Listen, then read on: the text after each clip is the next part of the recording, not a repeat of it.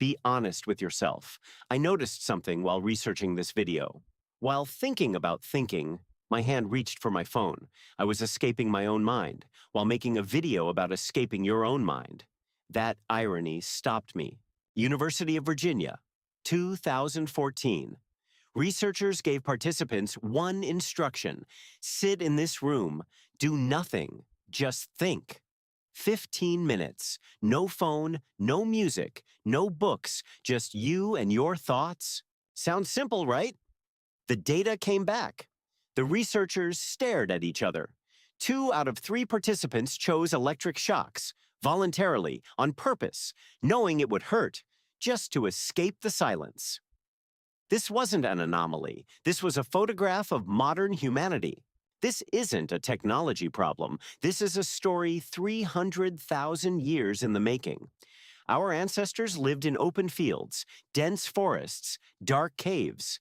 Survival had one rule: never stop being alert. When a sound broke the silence, the mind had to respond instantly. Is this a threat? Should I run? Did it move? The brain perfected this over hundreds of thousands of years. Silence meant danger. Stillness meant death. That exact brain is still inside you, right now. In 2025, in an elevator, in your bed, at a red light, you reach for your phone. No predator, but the alarm never stops. Throughout the 20th century, humanity was getting smarter. Every generation scored higher on IQ tests. Scientists called this the Flynn Effect. Then something changed. Researchers in Norway, Denmark, Finland, France noticed IQ scores were declining, measurably, across generations. They called it the Reverse Flynn Effect. In 2000, average attention span, 12 seconds. By 2015, 8 seconds. A goldfish holds attention for 9 seconds. We lost the race to a goldfish. The brain isn't weakening, it's adapting.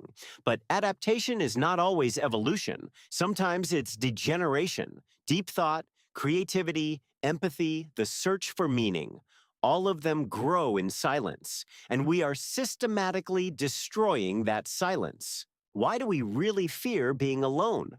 Most people say boredom. But that's a surface answer. Psychology has a concept called the spotlight effect. We believe others are constantly watching and judging us, far more than they actually are. But when you're alone, the stage empties. No audience, no performance. So who is judging? You. Your own voice. The one you've been running from. Am I on the right path? Is this really the life I wanted? Am I actually happy or just busy? What would I do if I wasn't afraid? Your phone is the perfect shield against these questions. Look at the screen, and you never have to look inward. But suppressed questions don't disappear. They accumulate, feeling like a stranger to everyone, including yourself. Our ancestors sat around campfires at night. They told stories. They shared fears. They looked up at the sky and searched for meaning. That fire didn't just provide warmth. It connected, mind to mind, soul to soul. Anthropologists call this the campfire hypothesis. Nighttime storytelling was how humans processed the day, built social bonds, and maintained mental health. Now that fire has been replaced by a screen, but the screen doesn't connect. The screen feeds. Dopamine hits, infinite scroll, algorithmic satisfaction. Social media makes you feel connected, but it's a simulation. Thousands of posts, no real contact. Hundreds of comments, no real rest. The loop closes, the fire goes out, and in the dark, everyone sits alone, holding their own small, glowing rectangle, together, but never more alone. John B. Calhoun, behavioral psychologist, 1970s. He gave rats a utopia: unlimited food, unlimited water, no predators, no disease, no competition, everything a rat could ever want.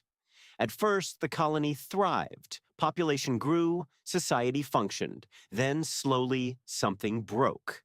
Some rats began abandoning all social roles. They stopped mating, stopped raising young, stopped interacting. They just ate, groomed themselves, and slept. Perfectly healthy, physically immaculate, and completely hollow inside. Calhoun called them the beautiful ones. Then the entire colony collapsed. He named this behavioral sink, the point at which a society freed from all external pressure begins consuming itself from within.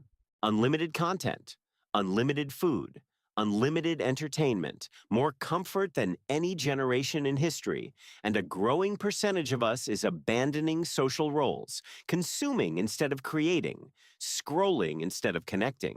Are we the beautiful ones?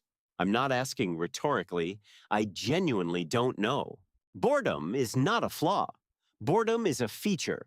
When your brain has genuine idle time, it activates what neuroscientists call the default mode network. This network doesn't shut down when you rest. It fires up. It simulates the future, reprocesses the past, builds empathy, forms unexpected connections between unrelated ideas. This is where your best thinking happens. Picasso's ideas, Einstein's thought experiments, your most important decisions, all came from boredom. Boredom is the brain's only real gym, but we are destroying it. Every moment of stillness, we fill with content. We kill the quiet reflexively, without thinking, as if silence were a mistake, and the muscles of the mind, the ones that generate insight, creativity, wisdom, are slowly atrophying. We don't even notice, because the screen keeps us entertained while it happens.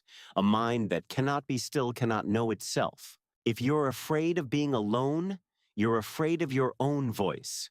That voice will question you, disturb you, maybe even accuse you. But that voice is the only thing that makes you human. Every other creature simply exists. We question our existence. That questioning, that silent, uncomfortable, relentless awareness is the strangest miracle 4 billion years of evolution ever produced. A consciousness that can watch itself think, and we are silencing it. Not forcibly, not with intention, just one scroll at a time. Put your phone down. 5 minutes, 10 minutes, set a limit, just sit, just think, let the discomfort come. It will feel unbearable at first, then it will feel familiar, and then, somewhere in that silence, you'll hear something you haven't heard in a very long time. Yourself. Not the version of you that performs for others, not the version of you that consumes endlessly, the real one, the one that has been waiting in the quiet this whole time.